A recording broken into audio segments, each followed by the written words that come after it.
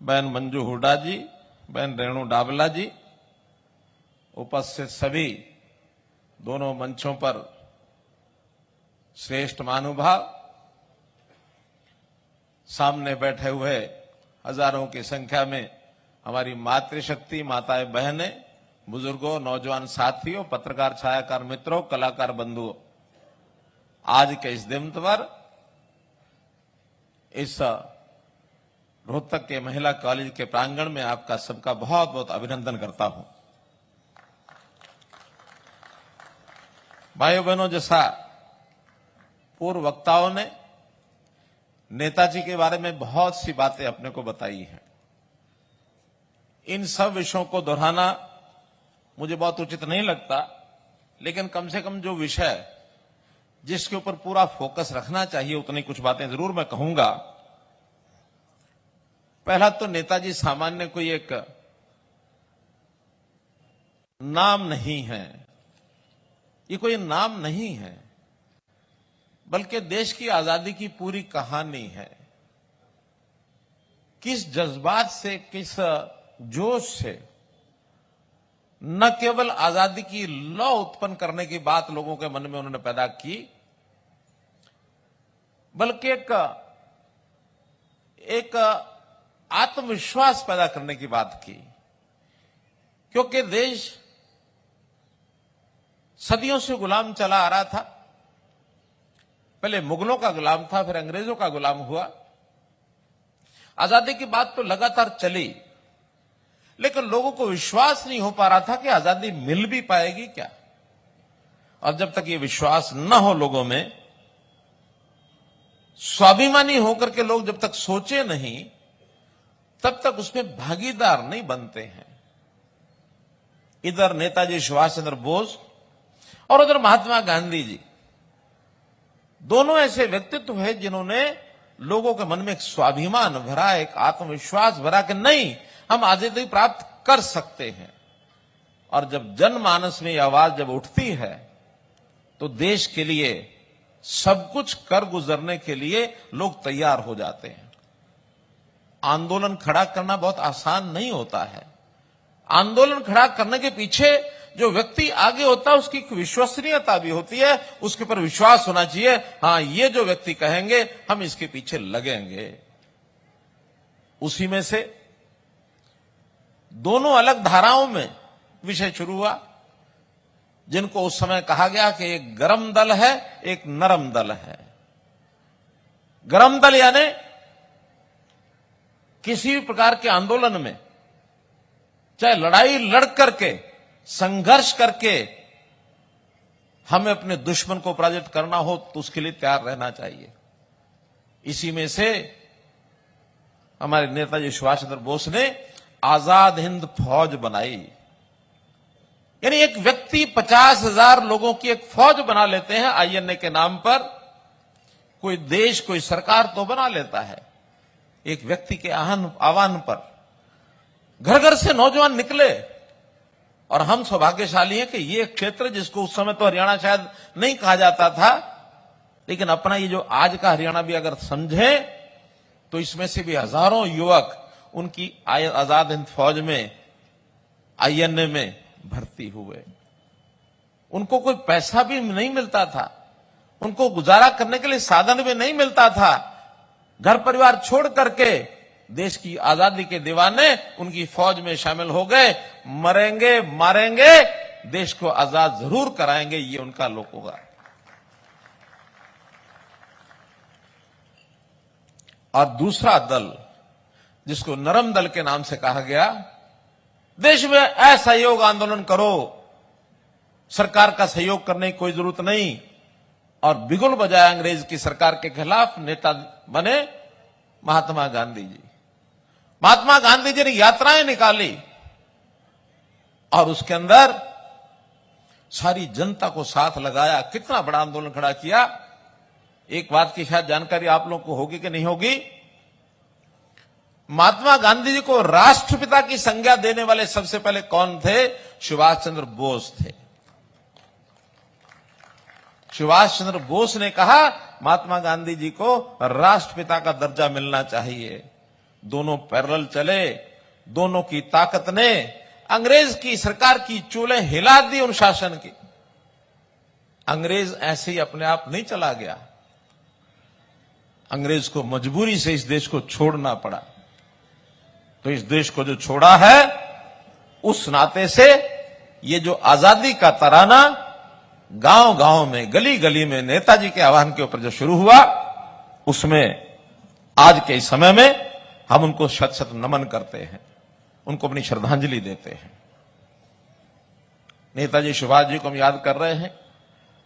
अभी बहुत दूर नहीं, एक ही दिन पीछे हम चले जाएं कल के दिन के इतिहास में।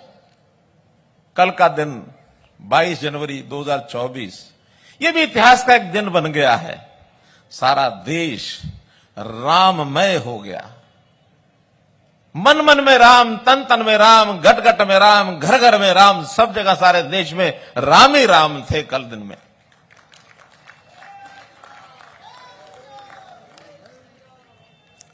रामचंद्र जी त्रेता युग में हुए, हजारों साल पहले की बात है। सुभाष चंद्र जी बोस 100 साल 128 साल पहले जन्मे, लगभग 100 साल पहले ही उनके सारे कामों का प्रताप यहां हुआ था।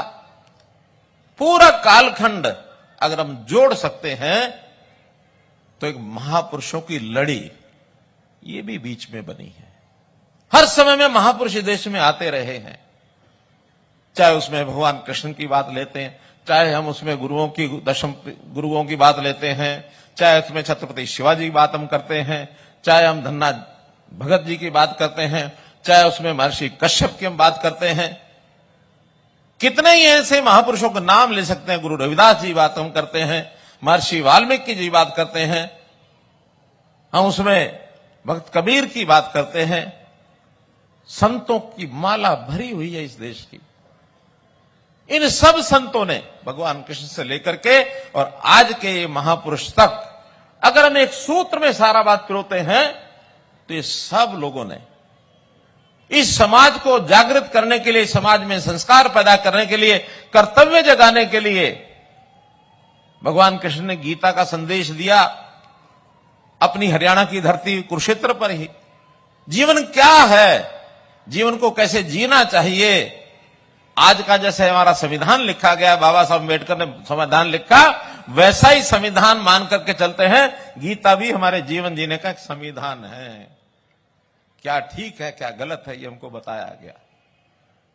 तो हम लोगों को शासन के नाते, ठीक कह रहे हैं रामनाथ शर्मा जी, कि लोग क्या समझते हैं सरकार का मतलब होता है गली बनाना, सड़क बनाना, स्कूल बनाना, कॉलेज बनाना, अस्पताल बनाना, और हमारे जो व्यक्तिगत काम करना, सरकारों का काम ये है, निश्चित रूप से है। और हम भरपूर तन मन के पूरे सहयोग से, आपके सहयोग से सब काम कर रहे हैं, उसमें पीछे नहीं है। लेकिन एक बहुत बड़ी एक त्रासदी, एक पीड़ादायक पाठ यह भी है कि पहले की सरकारों ने कभी ये नहीं सोचा विचार किया कि अपने देश के, समाज के लोगों को यदि दिशा उसकी ठीक करनी है, संस्कारित करना, शिक्षित करना है, उनको कुछ ना कुछ उनका स्तर ऊंचा उठाना है, तो इन बाकी चीजों पर भी ध्यान देना चाहिए। ये 10 साल पहले तक किसी ने ध्यान नहीं दिया। मैं आभारी हूं, धन्यवादी हूं नरेंद्र मोदी जी की उस कार्य पद्धति का, जिन्होंने इन चीजों को उस समय ध्यान किया। और हरियाणा में भी आपके आशीर्वाद से जब से ये सरकार बनी है, हमने पिछले 3.5 साल में वो सारे काम किए हैं कि समाज में एक शुद्धता आनी चाहिए, समाज में करप्शन दूर होना चाहिए, क्राइम खत्म होना चाहिए, और कास्ट बेस्ड यानी जाति आधारित राजनीति ये समाप्त होनी चाहिए। तो भाई बहनों, ये सब काम करने के लिए हमको इन महापुरुषों की प्रेरणा ये लेनी चाहिए। हमारे जितने भी पूर्व सैनिक हैं, चाहे आईएनए के फौजी हैं, अब तो संयोग से आईएनए की उस घटना को बहुत वर्ष बीत गए हैं। 1942 के अंदर जब इस सेना का निर्माण हुआ था, उसको भी आज 80 साल 81 साल हो गए हैं। अगर उस समय कोई 20 साल का भी रहा होगा तो भी 100 साल की आयु आज होगी। आपकी जानकारी के लिए, अब वो पीढ़ी के कुछ निशानियां बची हुई हैं अभी भी हमारे हरियाणा के अंदर। आज ही मैं अपने डिपार्टमेंट से पूछ रहा था, मैंने डिप्टी कमिश्नर को कहा, जहां जहां आईएनए के जो सदस्य हैं, जो स्वतंत्रता उस समय के सेनानी आज हमारे बीच में जीवित हैं, जिनको हम सुभाष चंद्र बोस की एक निशानी मान सकते हैं, आज भी 3 बंधु ये हमारे बीच में हैं। उसमें से 2 बंधु तो रेवाड़ी जिले में हैं, 1 बंधु महेंद्रगढ़ जिले में हैं। रेवाड़ी के श्री हरि सिंह जी सन ऑफ भवानी सिंह जी, भवानी सहाय, बुरथला गांव, आयु 105 वर्ष। दूसरे मंगल सिंह जी सन ऑफ छज्जूराम, गांव कोसली, रेवाड़ी, आयु 102 वर्ष। और एक महेंद्रगढ़ के हैं श्री जयप्रकाश जी सन ऑफ माधव सिंह जी, मांडी गांव, जिला महेंद्रगढ़, 98 वर्ष। आज प्रातःकाल डिप्टी कमिश्नर को मैंने कहा, सुभाष चंद्र जी को सच्ची श्रद्धांजलि होगी इन तीनों को घर में जा करके और उनको सम्मानित करके आए। आज तीनों ने फोटो हमको भेजे, तीनों को सम्मानित किया है। मैं इनकी आयु की लंबी कामना करता हूं, ताकि सुभाष चंद्र जी की जो निशानी है, हम और कुछ वर्षों तक उनके दर्शन करते रहें।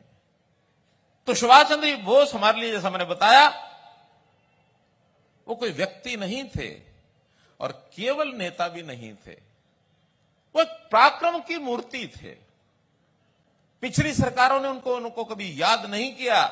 मोदी जी ने आने के बाद बहुत काम किए सुभाष चंद्र बोस के, उनकी स्मृति के लिए।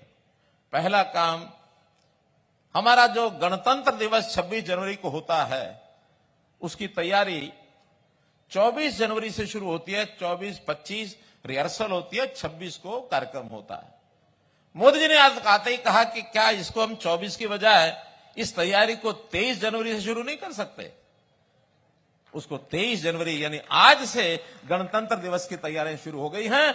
और मोदी जी ने आज के दिन को पराक्रम दिवस के रूप में नाम दिया। आज का दिन पराक्रम दिवस के रूप में मनाया जाता है।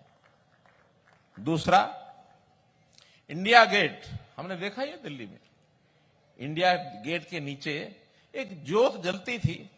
वो ज्योत कोई हमारी आजादी के साथ उसका संबंध नहीं है, उससे पहले से बताते हैं वो कभी जलाई गई होगी अंग्रेज सरकार ने, उसको बाद में एक सेना के प्रति श्रद्धांजलि का नाम दे दिया गया। लेकिन मोदी जी ने कहा कि यहां वास्तव में हमारे देश की सेना के प्रेरणा स्रोत, आदर्श, वो है नेताजी सुभाष चंद्र बोस। इस जगह पर नेताजी सुभाष चंद्र बोस की प्रतिमा लगनी चाहिए। इंडिया गेट पर आज उनकी प्रतिमा स्थापित है। नेताजी का नाम सुनते ही रोंगटे खड़े हो जाते हैं और हमारा जज्बा सेना में जाने का और मजबूत हो जाता है। हरियाणा के लोग इस मामले में पीछे नहीं है, बहुत आगे हैं। आबादी हमारी मात्र देश की 2% आबादी है। देश की आबादी 130 करोड़ से 140-135 करोड़ मानी जाती है। आज हम भी 2 करोड़ 80 लाख हैं, सिर्फ 2% आबादी है। लेकिन अगर देश की सेवा करने के नाते, रक्षा के ऊपर देश की सुरक्षा करने के नाते, हमारे हरियाणा के जवानों की संख्या पूरी सेना का 10 से 11% हो चुका है। भाइयों बहनों, 10 से 11% हमारा जवान, आखिर वो कैसे जज्बात लेता है? उनको जज्बात यहीं से मिलता है कि हमारे जो पूर्व के ऐसे सैनिक हैं, स्वतंत्रता सेनानी, जिनकी आयु 105 साल हो गई है, वो हमारे समाज के लोगों में, नौजवानों में कहानियां, कथाएं सुनाते रहते हैं। देश की सेवा को अपना जज्बा मान करके और दौड़ पड़ते हैं जब सेना की भर्ती होती है। तो ये जज्बात हमारा बना रहे। हमको, हरियाणा के लोगों को बहुत से ऐसे खिताब मिले हुए हैं, बहुत सा हमको एक प्रकार से दुनिया क्रेडिट देती है। क्या देती है? कि देश के जनता का पेट भरने के लिए, अन्न पैदा करने में अगर कहीं अग्रणी राज्य है तो हरियाणा है। यहां का किसान अग्रणी है, फिर हमारा जवान अग्रणी है, ये मैंने बताया ही है। हमारा पहलवान भी अग्रणी है, हमारा विज्ञान भी अग्रणी है। लाल बहादुर शास्त्री जी ने एक नारा दिया था, जय जवान जय किसान। मोदी जी ने आने के बाद ये कहा जय जवान, जय किसान, जय विज्ञान, जय अनुसंधान। अर्थात हमारा विज्ञान और अनुसंधान, रिसर्च, ये भी आगे बढ़े, हम दुनिया में और आगे अपने आप को बढ़ा सकें। और हमने भी बीच में एक बार कहा था जय जवान, जय किसान, जय पहलवान। हरियाणा में जय पहलवान भी साथ में जुड़ता है भाइयों बहनों। तो हम लोग अपने यहां की जो हमारे नौजवानों में जो उनके अंदर गुण है, जो उनकी एक प्रकार से उपलब्धियां प्राप्त करने का जो जज्बा है, उसको आगे बढ़ाने के लिए इन चीजों पर और हमको आगे बढ़ना चाहिए। तो मैं खास करके हरियाणा और हरियाणा में भी रोहतक के जवान, दक्षिण हरियाणा के जवान, इनका एक विशेष योगदान है, इसको मैं सलाम करता हूं। इस हरियाणा के रणबांकुरों ने, जिन्होंने अपना खून से इतिहास लिखा है, उस इतिहास को भी, जो कि नेताजी का नाम, जैसा पूर्व वक्ताओं ने कहा, देश के अंदर नौजवानों से खून मांगने का काम उन्होंने किया। तो मुझे खून दो, मैं तुम्हें आजादी दूंगा। अब ये कहा उन्होंने, जज्बाती लोग हैं हम अपने खून से इतिहास लिखा है, लिखते भी रहेंगे जरूरत पड़ने पर। लेकिन एक बात उसमें जरूर जोड़ना चाहूंगा कि मित्रों भाइयों, आज देश की सेना, उसमें हरियाणा का योगदान, चाहे वो 1962 की लड़ाई हो, 1965 और 71 की लड़ाई चाइना के साथ रही हो, पाकिस्तान के साथ रही हो, 62 में चाइना के साथ रही हो, 1997, 98, 99 में जब कारगिल युद्ध हुआ, शायद 99 में, कारगिल युद्ध में भी हमारे यहां फौजियों ने बहुत कुर्बानी दी। जहां खून के देने की आवश्यकता पड़ेगी, हमारा जवान तैयार है। लेकिन उसके साथ ही आज देश आजाद है। उस आजादी में अभी तक अपनी आजादी का जो सिस्टम है, उसको सरकारें चला रही थी। लेकिन अब जैसे व्यवस्था परिवर्तन की बात की गई है, उसमें हमें ज्ञान को भी बढ़ाना होगा, अपनी योग्यता को बढ़ाना होगा, अपने मेरिट मिशन पर चलना होगा। और आज परिश्रम, मेहनत और पसीना बहाने की जरूरत है, ताकि देश को हम आगे बढ़ा सकें।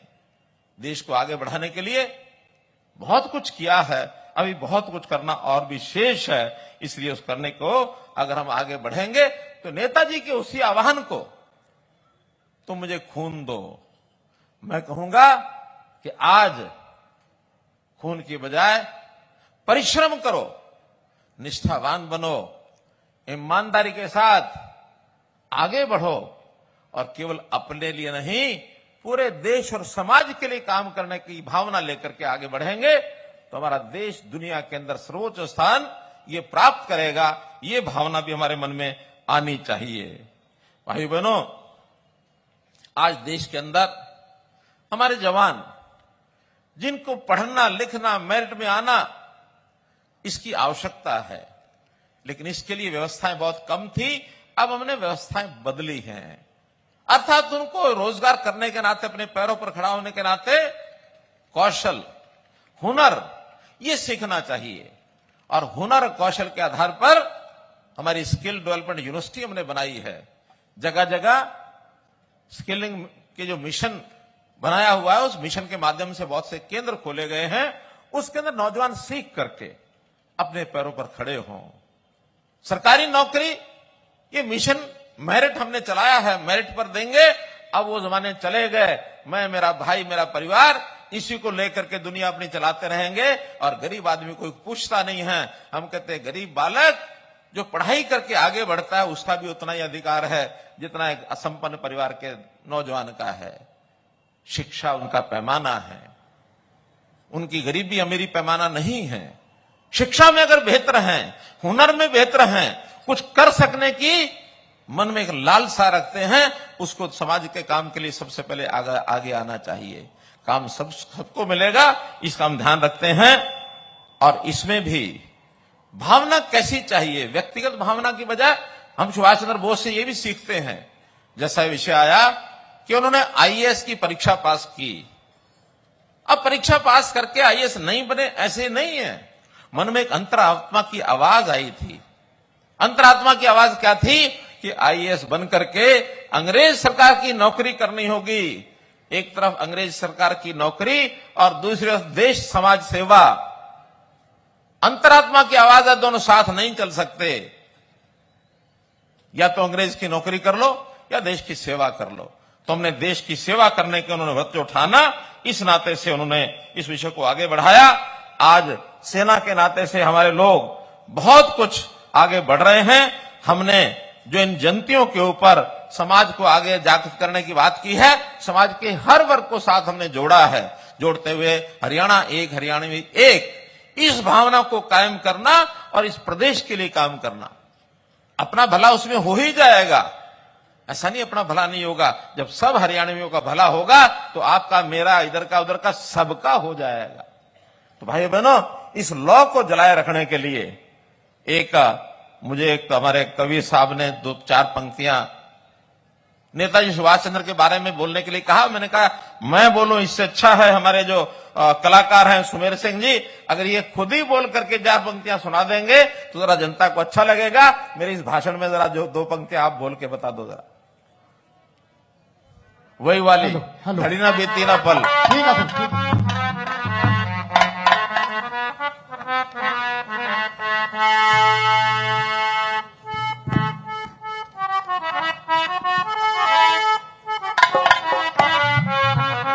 बोलिए भारत माता की जय, जय हिंद। जय हिंद। और घड़ी ना बीती ना पल गुजरे, एक उतरा जहाज शिखर तैरे, हर बरसण लगे फूल बोस पे, हाथ में लिया है तलर तैरे। हर घड़ी ना बीती ना पल गुजरे, एक उतरा जहाज शिखर तैरे, बरसण लगे फूल बोस पे, हाथ में लिया है तलर तैरे।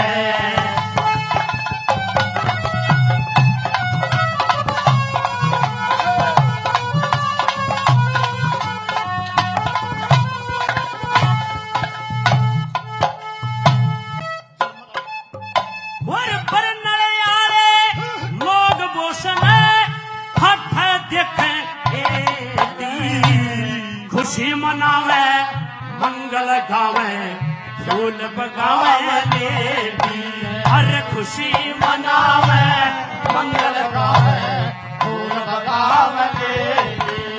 फिर बरनल आई वीरा की डी, अचानक जगत टेढ़ी, और लंबी लंबी पतली पतली, फिर लंबी लंबी पतली पतली, जनो अरे बांस की पेटी, हर लंबी लंबी अरे बांस की पेटी। फिर कोई 15 कोई 20 वर्ष की, हर कोई 15 कोई 20 वर्ष की, कोई डहरी में अमरते, बरसण लगे फूल बोस पे, हाथ में लिया है तलर तैरे। गुजरे उतरा जहाज शिखर तैरे, बरसण लगे फूल बोस पे, हाथ में लाए लरे तैरे। और दूसरे नंबर में क्या कहा?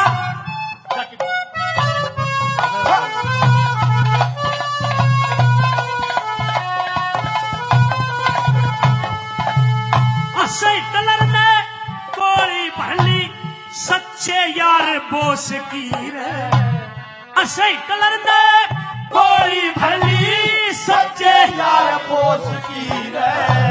जय हिंद और नमस्ते नई दिलदार बोस की रे, हर जय हिंद और नमस्ते दिलदार बोस की रे। फिर सबसे ज्यादा इज्जत रखी दरिया पार बोस की रे, आगे आगे बैंड बाजता पछे कार बोस की रे, अरे आगे है आगे बैंड बाजता पीछे कार बोस की रे। जर्मन के बहुत बहुत धन्यवाद, धन्यवाद सर। बहुत बहुत धन्यवाद, जोरदार तालियां।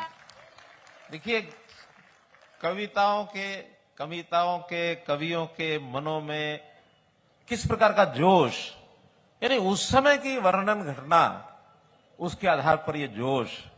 तो मैं तो आज इतना ही कहना चाहूंगा भाइयों बहनों, आज का हमारा ये कार्यक्रम उसी श्रृंखला का ये कार्यक्रम है जब उन्हें महापुरुषों की जयंतियां एक विशेष योजना बना करके की, ताकि देश के अंदर, प्रदेश के अंदर जितने ऐसे लोगों की कवियों के माध्यम से या भाषणों के माध्यम से लोगों को संस्कार दिए जा सकते उतने हम दे रहे हैं। मैं तो इतना ही कहूंगा, चाहे भगवान श्री राम जी का समय था और चाहे आज हम बात करें नेताजी सुभाष चंद्र बोस की, इस बीच में कितने ही महापुरुष हुए हैं, कितने ही महान बलिदानी हुए हैं। उन्होंने जो रास्ता हमको दिखाया है, हम चाहे सरकार चलाने में लोग लगे हैं, चाहे जनता के नाते आप लोग लगे हैं, हमको एक जागरण के नाते ये सब काम करना है, लोगों को उनके पैरों पर खड़ा करना है। शिक्षा है, स्वास्थ्य है और सुरक्षा, रोजगार, और उसमें से स्वावलंबन, स्वाभिमान, सेवा, सुशासन, मैंने 7 सह की जो बात की है उसमें हम सब काम अपना पूरा कर रहे हैं। और फिर क्राइम, करप्शन, कास्टलेस, जो कास्ट बेस्ड सोसाइटी जो राजनीति में आई है, उस नाते से उसको दूर करना, ये हमारे काम सब हम कर रहे हैं। आपका सहयोग चाहिए, आपका सहयोग मिलता रहेगा तो समाज हित में सारे काम हम करते रहेंगे, किसी के काम की कोई कमी नहीं आने देंगे। जो आपकी डिमांड होगी, जो आपकी मांग होगी, वो सब के ऊपर पूरा हम काम करेंगे। आपका बहुत बहुत धन्यवाद, बहुत बहुत आभार। मुख्यमंत्री मनोहर लाल को मुख्यमंत्री मनोहर लाल ने नेताजी सुभाष चंद्र बोस की जयंती पर आधारित ये कार्यक्रम इसको संबोधित किया और यहां पर कहा कि हमने एक विशेष योजना बनाई जिसके तहत जितने भी महापुरुष हुए, चाहे भगवान श्री राम हुए, भगवान कृष्ण हुए या फिर तमाम जो महापुरुष हुए, और उन सभी की जयंती को मनाने के लिए राज्य स्तरीय योजना जो है वो बनाई। और उसी योजना के तहत आज का ये कार्यक्रम था ताकि सुभाष चंद्र बोस को याद किया जा सके, उनके जो विचार हैं उनको समझा जा सके। हजारों लोग हरियाणा से भी आज़ाद हिंद फौज में भर्ती हुए थे, जो आज़ाद हिंद फौज देश को आज़ाद करवाने के लिए नेताजी सुभाष चंद्र बोस ने बनाई थी। और हमें महापुरुषों से प्रेरणा लेनी चाहिए। हमने समाज में शुद्धता लाने का काम किया है, ये मुख्यमंत्री मनोहर लाल ने बताया। उन्होंने बताया कि 3C को खत्म करने का काम किया है, क्राइम, करप्शन और कास्ट बेस्ड जो पॉलिटिक्स, उसको खत्म करने का काम किया, और 7S पर काम किया है, जिसमें से सेवा, सुशासन, स्वास्थ्य और सुरक्षा, इस तरह के 7S जिन पर काम किया है मनोहर सरकार ने, ये मुख्यमंत्री मनोहर लाल यहां पर कहते हुए नजर आए।